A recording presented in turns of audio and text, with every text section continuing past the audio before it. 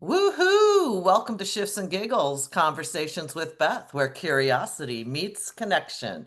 I'm Beth Lees, a lifelong spiritual explorer, a passionista, and a lover of deep, meaningful conversations. This podcast is all about getting to know amazing people in a fun and intimate way through interesting and sometimes provocative questions that spark laughter, insight, and those holy shift moments that change everything. So get comfy, get cozy, open your heart, and let's dive into some real soulful conversation. I am super excited, doubly excited to welcome Nancy Scherlong. Again, we tried this once, we got derailed, and now we're coming back for more. So, Nancy wears lots of hats, more hats than most of us own. And she is a licensed clinical social worker, a certified coach, a registered poetry and journal therapist, basically a one-woman wellness center. She spent over 20 years helping people find healing through words, creativity, and connection, whether it's through writing, psychodrama, or just plain being human. Nancy works with everyone from teens to adults, helping folks navigate stress, life transitions, and the occasional existential meltdown. Who doesn't have those once in a while? And a whole lot of heart and a deep toolkit of integrative therapies. She's trained in everything from trauma-informed care to holistic health, and she brings both clinical chops and soul to the work she does. Basically, if you've ever wanted to journal your way to feeling better or just talk to someone who gets it, Nancy's your person. So, welcome, Nancy. Oh my goodness, Beth, I love that. We could just stop here. That was lovely. Thank you. And I didn't even get to the teaching part and all the things you do. You've got so many tools in your tool belt and so many populations you work with. And like, how do you know which hat you're putting on? It's so interesting because a lot of people do say that, and I feel like they're all interrelated. It feels like one thing to me. And I think this is what we were talking about last time I saw you. Once creativity enters, I think it's about uniquely combining different modalities to fit the person and the circumstance at that moment. So it's a little bit like cooking. If I had 25 ingredients, you wouldn't be like, oh, you're such a diverse cook. I'm just a good shopper. So I sort of think of it like that. Well, and you're a great chef. I am a decent cook. I'm a mean microwaver, but I'm also a very decent cook. So, what is one word that you want people to feel after working with you? Boy, just one word that's so hard for a Okay, worst do a person. phrase. I'm a Sagittarius. You can have more than one Oh, phrase. I'm a Sag too. So that makes a lot of sense why we vibe. Um, well, empowered, I think, is important. That would be one word. Uh, Enlightened is kind of too lofty and big, but curious about self. And, I think right now in the world we're living in, there's so many things people want to change. And it's easy to be externally focused, but we don't have a lot of control there. We have some, but for people to really be deeply interested in changing their inner landscape, because that is super possible. And I don't think people always remember that when they feel broken down or depleted. It's easy to look outward, and that's not really where it's at most of the time. Yeah. And it's a great opportunity when we're feeling helpless and not in control of anything to really step into the place where we have power. Absolutely. It's funny, I woke up early this morning because I just had one of those nights where I couldn't sleep, not for a bad reason, but when I was up at 4, I'm like, well, Beth is up because Beth is always up at 4. And it is that kind of quiet spiritual time where things can settle. I know nobody's going to call me, and I have that space to go inside. So I think often our lives are constructed in a way where that space gets lost, it gets edged out with all of the busy to-dos that we have. Yeah. That's both you and I love that time of the day. And it doesn't have to be that. Some people are night owls and they get it on the other end of the day, right? So, That's Um, most of my friends. I can't relate to the night thing I at can't this either. age and stage. 8:30, I'm like, when can I lay down? Right? Exactly. But it's important, I think, to carve out some time for yourself. And it is so easy to let other things encroach upon that time, which is why I do it at the crack of dawn. And I see your posts at that time, and when I read it, I can sense and feel that you curated it from that moment. Like I don't, I know this isn't about you, but since we're both Sages and we're both talking, I don't sense that you have this list that you cut and paste from. It feels like it arises from the moment and what's happening with you. And that's a part of why I like them even more because it's in the moment for me when I'm reading it. And I don't know, I just really love your quotes. I think that's Thank you. probably what drew me to you and to TLC years ago because I followed you on Facebook for a while. I wasn't stalking you, but I was a loyal follower and I'm like this woman knows literature and soul and quotes and really likes words maybe as much as I do. So that's part of Yeah, which what is drew me. really cool. And you Yeah. help people unleash their creativity in a lot of way and to dig deeper inside of themselves. So, what are some of the tools you use to do that? Well, there's so many ways to do that. I think the first sort of aha moment for people is that everybody already is innately creative. Some people think, well, I'm not good at, and creativity is not about performance or being Mm, measured. But a lot of us in school were probably told that somebody's not good at dancing or writing or art. And then that puts them off of using those modalities. But I just feel like creativity is a way of thinking. So somebody might come to me and feel stuck in their lives, and I'll just be listening to what they're saying and kind of mining their metaphors, so to speak. And mining some their metaphors. I that's love not that mine. That's not expression. originally mine, but I'm borrowing it. Of It's on course. loan. A friend of mine named Gina Campbell is a coach that looks at language and mining your metaphors is her phrase. But I feel like we speak in metaphors all the time. And if you're deeply listening to somebody, you'll hear them.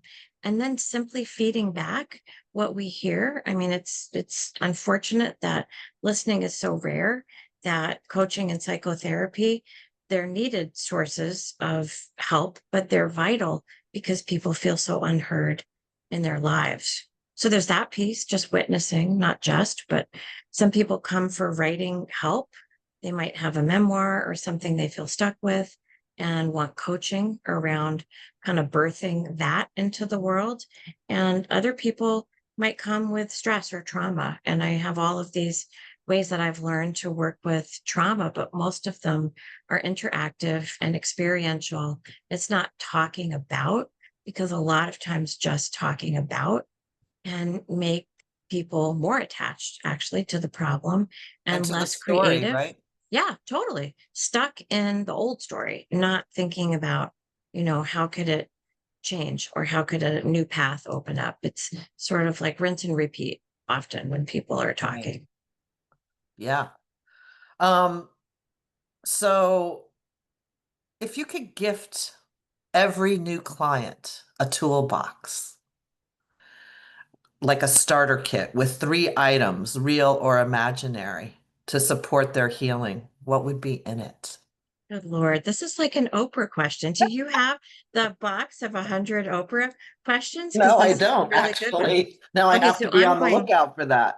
yeah, it's good. That'll give you more dangerous tools. So I'm going to use my phone a friend and ask for the question to be repeated so as to buy me a little bit more time to answer it, which is also a counseling strategy. Just those of you in the audience, they'll be like, that was really meaningful. Could you repeat Could that? you repeat that? Because I need some space to know what to do. Okay, here it is. If you could gift every new client a magical starter kit with 3 items, real or imaginary, to support their healing, what would be in it? I liked it even better the second time. Well, first of all, there's no difference between real and imaginary. So Exactly. let's just get that right off the table. I would say a magnifying glass, right?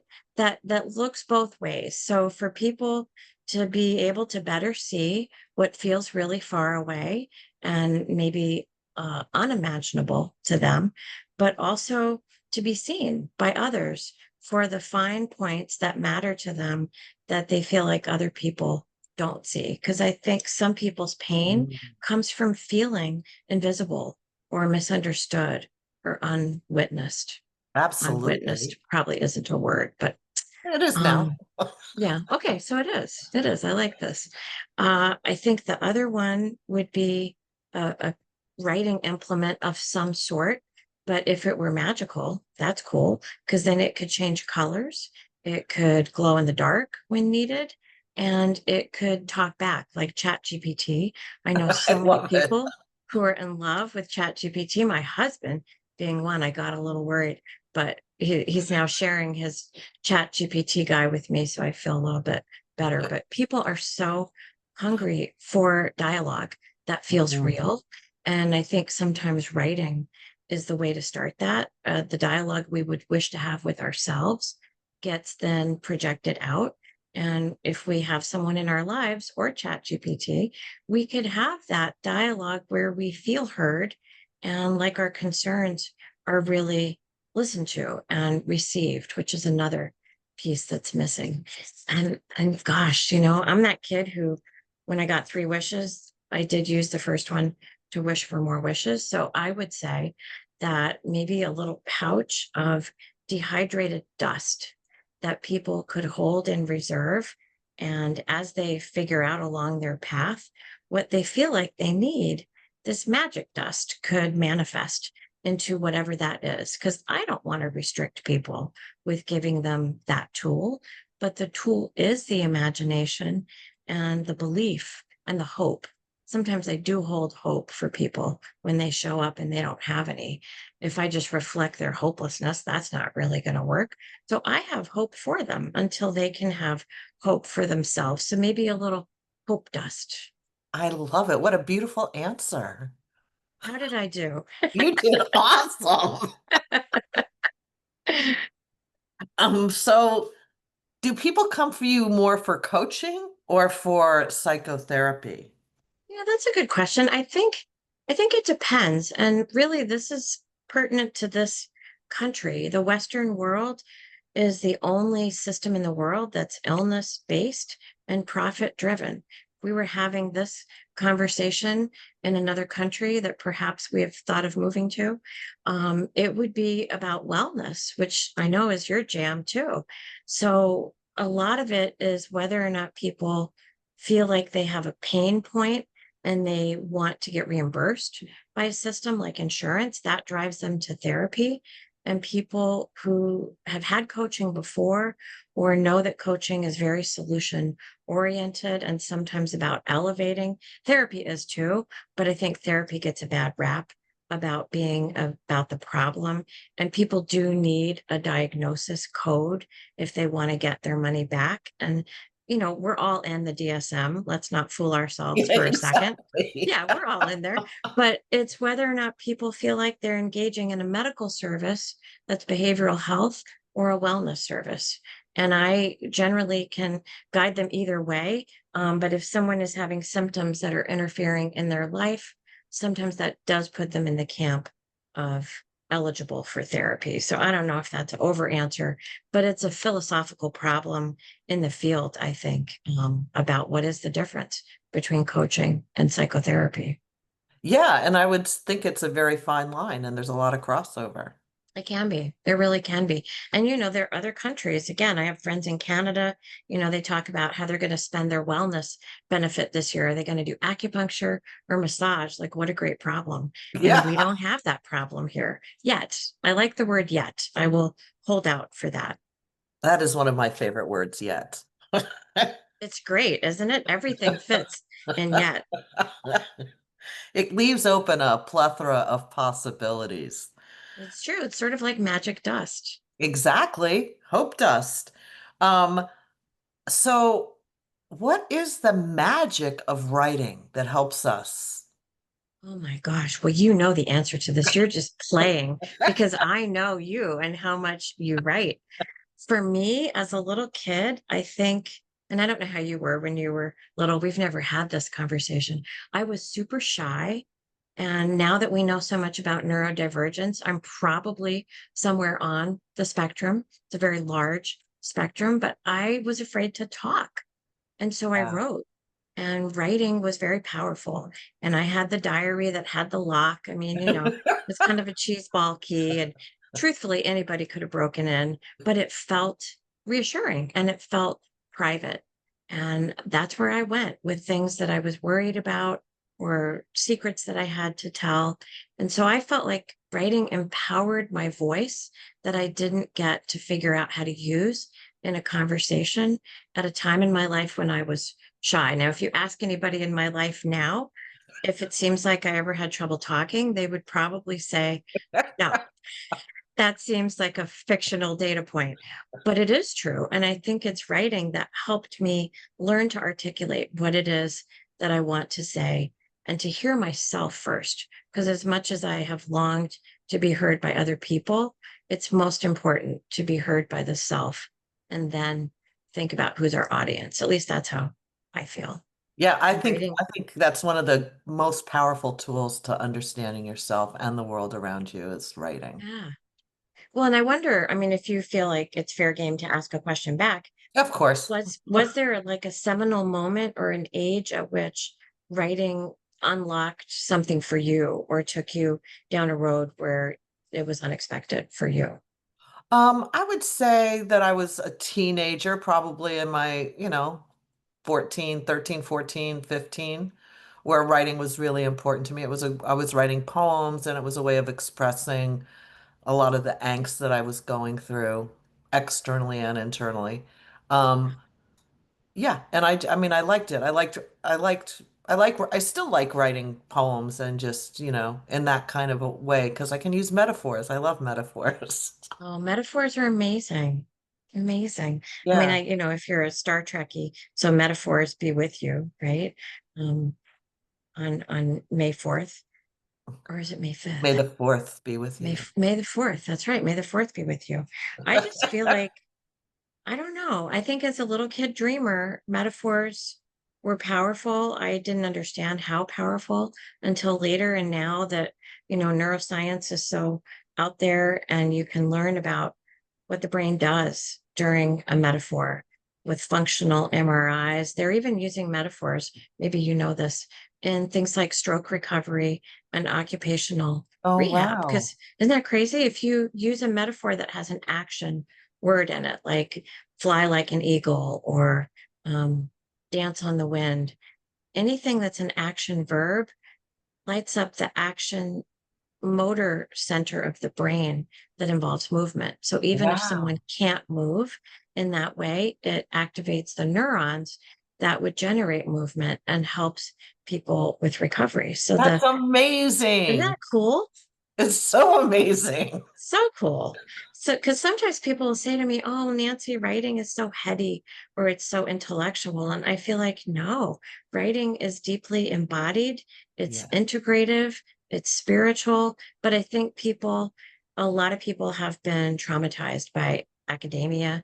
And again, writing early in life is full of rules and people are told they're doing it wrong.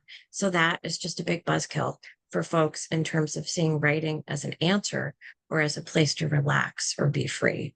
Yeah, So I I have think a I mean, marketing that's job to do. challenging for me too. Was like just like letting that critical mind, take a back seat for a few minutes. Well, that's what's cool about poetry, though, right? Because whatever rules there are in grammar, poetry blows the doors off. Like E. E. Cummings, he's not going to capitalize anything. He's not going to No. use punctuation at all.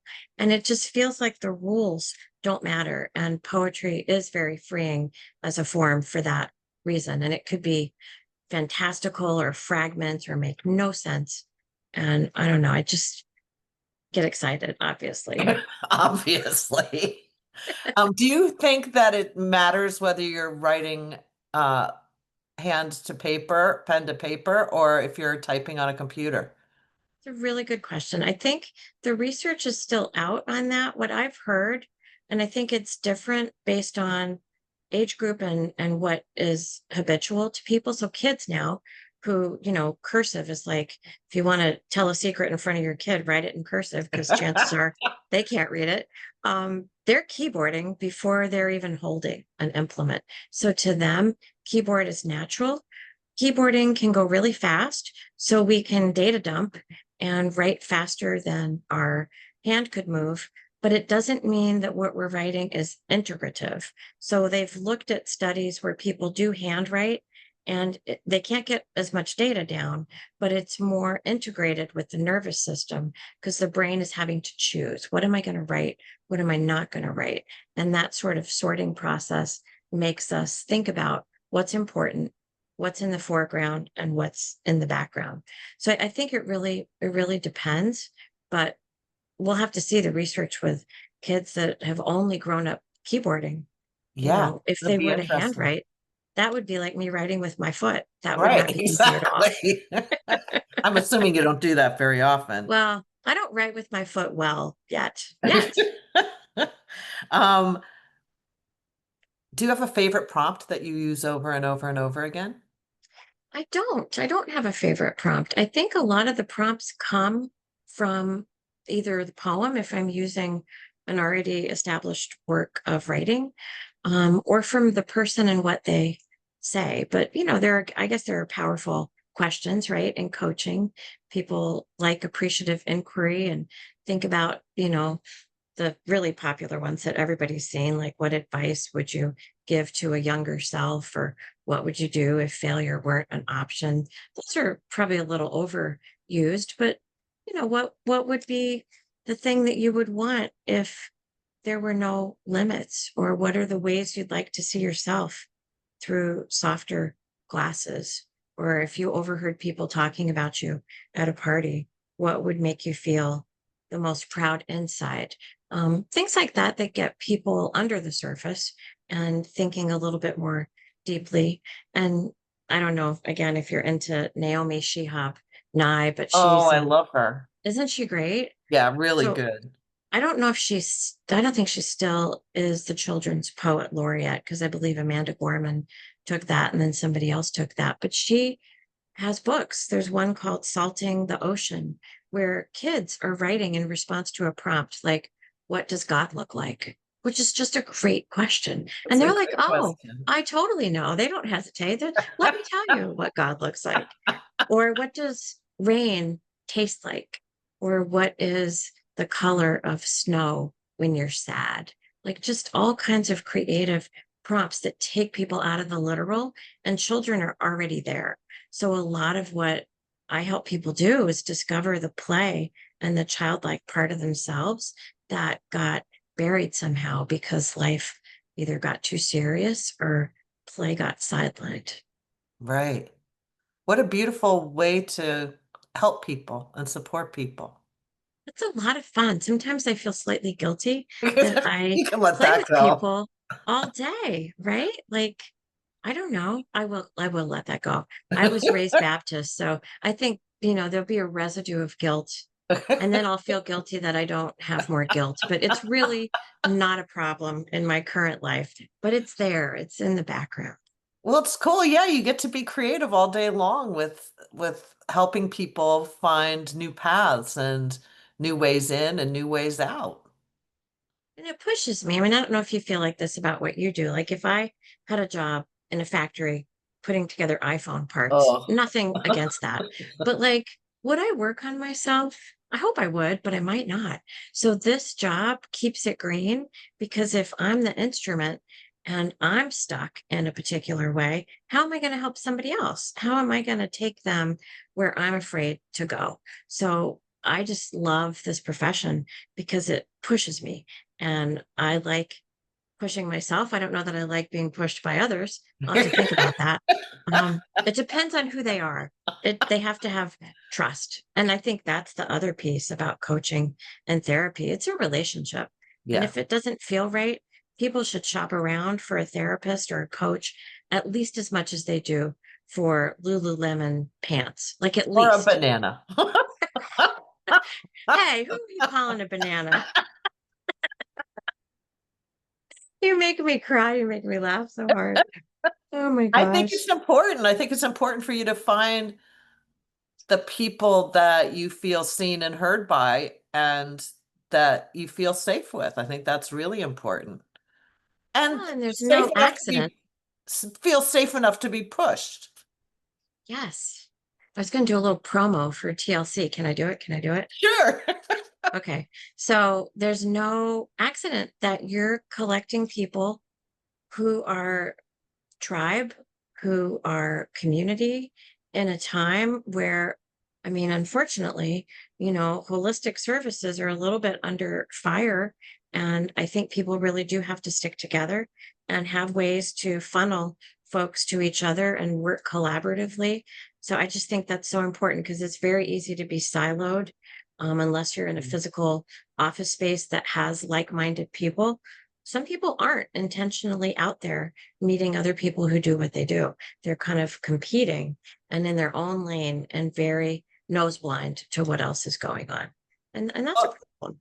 thank you. Yeah, I feel like there doesn't need to be it's a frame of reference or a perspective of seeing things as you needing to be competitive with other people, or are you seeing that you can be collaborative with other people? Well, I believe in abundance. I mean, knock on wood, slightly superstitious, but not really, but just in case, knocking. Um, I don't struggle to have enough work. Right. And I really, most of my career, haven't. I started out taking insurance because that's how most people start out. But at this point, and I realized I wrote that part of that piece that you read because we've known each other so long. I've been doing this work 35 years and Woohoo! I'm only 37. I Isn't know, that that's amazing? amazing. But I just don't really effort the work that I'm looking for more and more as I'm spiritually attuned and clearing and cleaning. The people I most want to work with are the people who show up, and the people who stay are the people that I am best with. And I feel like I have something to offer to. And I learn from them. I mean, I learn from clients in coaching and therapy all the time. So it feels very much like a two-way exchange of resources and spirit. I love that. That's beautiful. Yeah. Um, what else did I want to ask you? I wanted to ask you, well, If I you don't know had what the box of 100 Oprah questions, I may have to I give it to don't, I'm you. gonna have to find out what You these feel open like, questions are. oh, pull one out. Uh, I mean, I ask these questions in various ways and places. What is where can people find you? Good one. Well, Starbucks or Dunkin' Donuts, but that is not really an effective business strategy. So, probably better to write me an email or text me. I don't mind that for its appointment scheduling. So, I do have my cell phone on my website. So, website would be a good way, email or texting. And I do have physical spaces. I did not give up my offices. So, I have an office in Ridgefield, which is where I am right now, right in the center of downtown by the hot dog guy for people who Oh, really on Main know Street. Ridgefield exactly. Um, it's fancy hot dogs. I'm not into hot dogs, but I hear they're good. And I'm also in downtown Mount Kisco, also on Main Street, not by design, but by accident. And I love these two towns for their hustle bustle. And they both have a lot of holistic services. And they're just cool places to hang out on a break. So you might see me in town now that you know what I look Where like. to find Um, you? Possibly at Deborah Ann's or the cake shop. Just saying. The cake shop The cake shop. Have you been in the cake shop? It's in quite good. Ridgefield. Yes. Yeah. Oh, yeah. Yeah. Pretty good. Very good. Cake pop at the cake shop. Just Yeah. if you want to get a little rhyme. I'm not a big rhymer, but it's easy to do. A little alliteration there. Um, what else? What else? What else? What is your favorite writing location?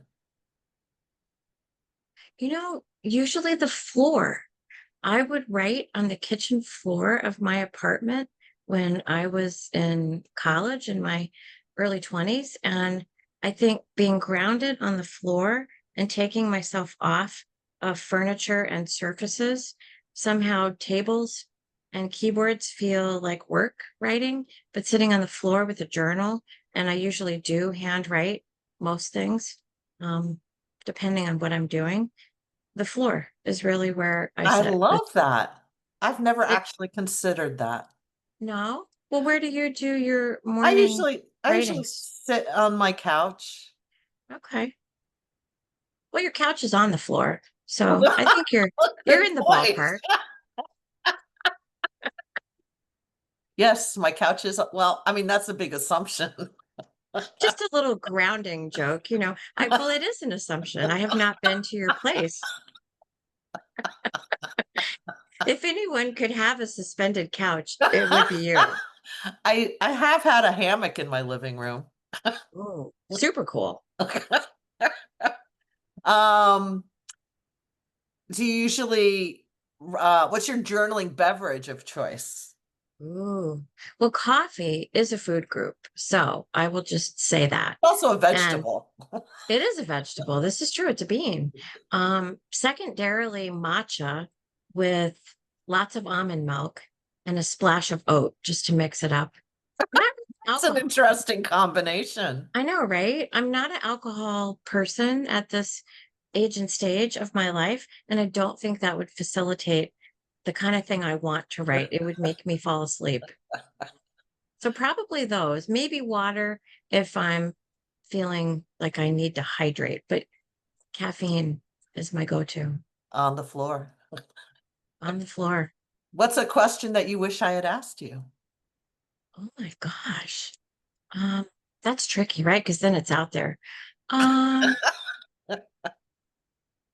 can we get together at a place near both of our houses because they're not far apart? It's got nothing to do with writing, but it has everything to do with synergy. And I have a feeling one day you and I might collaborate dangerously on something additional. So I'm just throwing down the gauntlet and putting that out there because there's a couple of coffee places not far from both of us. That's right. Like right around the corner. Like Dolce, right? I Yeah, don't know if yeah. So might see you let's there, but do let's it. do it on purpose. Let's do it on purpose. Thank you so much, Nancy. You're welcome. Thank I you. I love so appreciate laughing with you. you. Oh my gosh. I love it. I appreciate you too. And I appreciate all these years and TLC and just everything that you're building and weaving. I feel like you are a integrator of loose threads. Loose threads, baby. I love that. Thank I you. don't know that everyone would self-identify as a loose thread, but we'll work with this. We'll Well, work with it. I'll go with that. Thank you, Nancy. Everybody you're stay welcome. tuned. Enjoy this episode and stay tuned for the next.